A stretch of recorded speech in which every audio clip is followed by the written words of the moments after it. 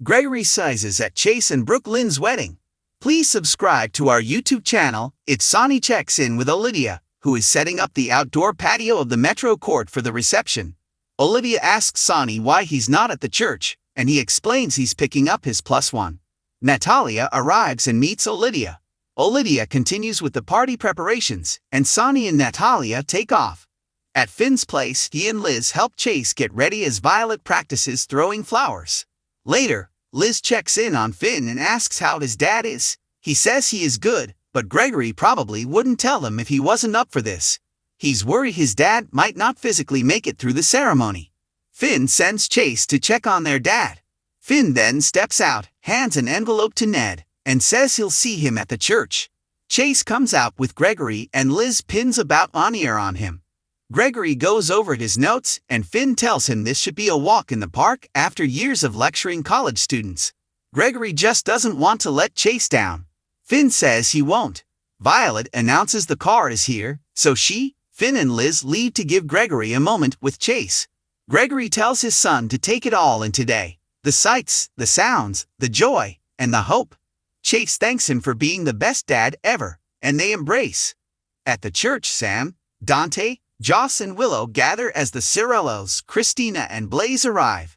Outside, Jordan runs into Curtis and Perea, and she congratulates him on the new division of Oro she's heard about, which he can neither confirm nor deny yet. Jordan steps away and Portia is so proud of Curtis. They kiss as Jordan looks on with a look of what could have been on her face. Michael and Sam step out, and Dex and Anna show up. Sam asks them to please sign the guest book, so they both head in. Michael gives Sam a heads up as one of the Bensonhurst gals, Patty, shows up, yapping that she hopes Michael saves her a dance. He says he has to find his wife and races off. Patty comments, "His what?" Back inside, Christina tells Dante that she hopes their dad sees all his friends from the old neighborhood are here, so he knows he's not alone, and she hopes he doesn't bring Ava. Giovanni, Brook Lynn's cousin, arrives and meets Joss.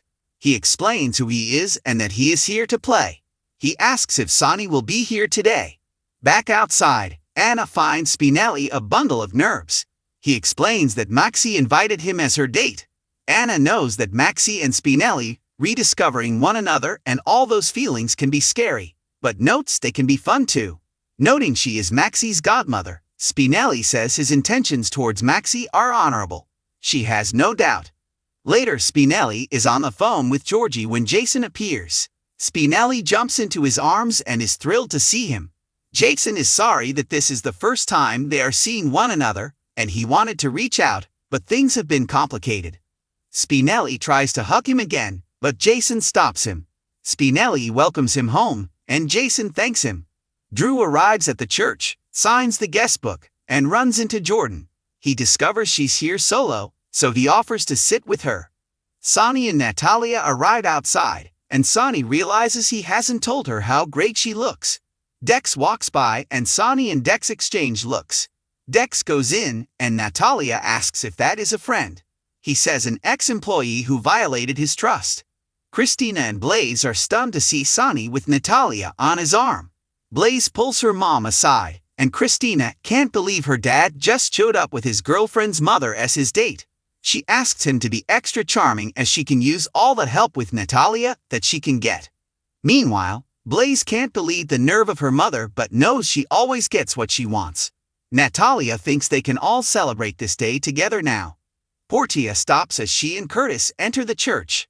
She thinks about their wedding, which was great until it wasn't. He reminds her they made it and nothing will separate them. Ned catches up with Olivia and says he got what he needed from Finn.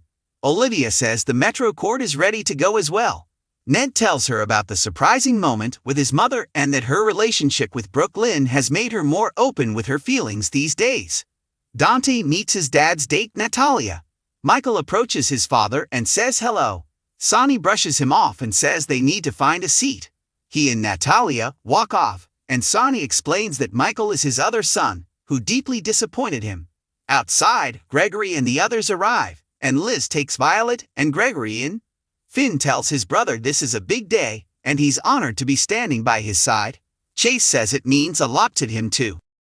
In the bride's room, Lois tells Brook Lynn she has that special blow today. Brook Lynn owes it to Chase, but Lois says she owes some of it to herself for fighting for the man she loves. Brook Lynn can't believe she's getting married today. Lois does her daughter's hair and gets emotional, as this is the last time she'll get to do her hair as an unmarried lady. She cries that being her mother has been the best thing in her life, and she's loved every second of it. Brook Lynn says just because she's marrying Chase doesn't mean she won't need her mom, she'll always need her. Tracy stops in to check on Brook Lynn. Tracy is so happy for her. Tracy mentions that it took her so long to find Luke, so Brook Lynn is lucky to have found Chase so early. Tracy tells her that she is spectacular inside and out. Tracy brings her a gift, a bracelet that was Lila's. It's been hers for years and now it's Brook Lynn's. Tracy says she's a lot like her mother. She has hope and tries to see the best in people. Tracy says while she'll continue to be a colossal pain in the ass, she adores her and is so grateful for her. They hug. Maxie shows up to do the finishing touches and tosses Luz out because her vibes are making her nervous. Lois joins Olivia, Ned, Leo, Carmine, and Gloria outside the church as they gush about Brook Lynn. Michael, Willow, and Drew join the crowd when Jason appears. Jason and Drew lock eyes. Jason explains Monica asked him to come. Willow suggests they all take their seats. Everyone but Ned and Lois go in. They talk about how unbelievable it is that this day is finally here. They head into the church. Maxie brings Brook Lynn out. Ned calls her a sight to behold, and Brook Lynn says they should get the wedding started. Back in the church, Joss and Dex exchange smiles and sit across from one another. Tracy shows up, and Gregory asks her for detailed instructions from the rehearsal. She says she's got nothing for him other than to tell him to speak from the heart. As the wedding march begins, Dante walks Lois down the aisle, followed by Violet as the flower girl. Willow then walks down the aisle as a bridesmaid, followed by Maxie.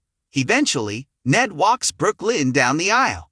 At the altar, Chase tells Brook Lynn that it feels like it's been forever since he saw her. She says he saw her last night. Gregory says if they are finished, they should get started, and the audience chuckles.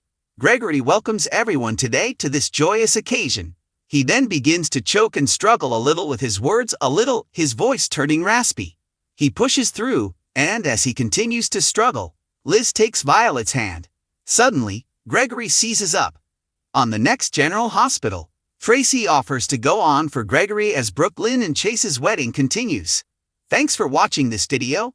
Please subscribe to our YouTube channel, General Hospital Update, and stay with us.